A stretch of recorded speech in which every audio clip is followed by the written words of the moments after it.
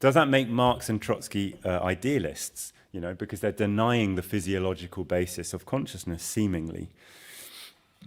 But no, it doesn't make them idealists. But as materialists, we do not deny the role of ideas. They do have a unique role. Otherwise, we wouldn't bother having this meeting. Obviously, we wouldn't bother writing books or anything.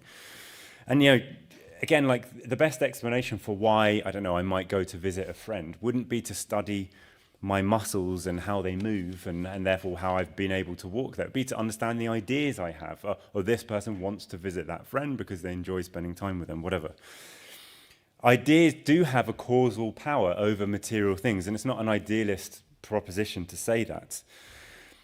Of course, you can't just have any ideas and do whatever you want. We can't just, I don't know, impose feudalism back onto society. Obviously not. You have to have the right ideas, of course, or even if you've got wrong ideas, they can have an effect, but they just don't really have the effect that you intended them to.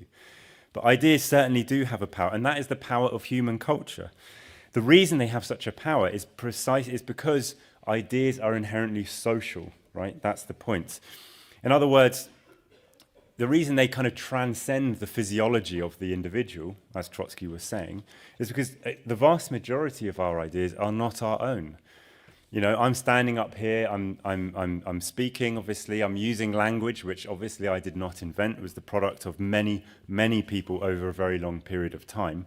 And the whole meaning of this event is it cannot be explained on the basis of myself alone, clearly. Almost everything that we do and think actually is borrowed from the treasure trove of human experience. So we take on ideas that we ourselves would not have been able to produce, and yet then having internalize those ideas, it changes our behavior. Physical behavior, you know. So the ideas obviously do have their own laws, and they're not arbitrary, of course, which ideas we have. They do obey materialist laws, but they're not the laws of the individual's physiology, but the laws of human society, basically.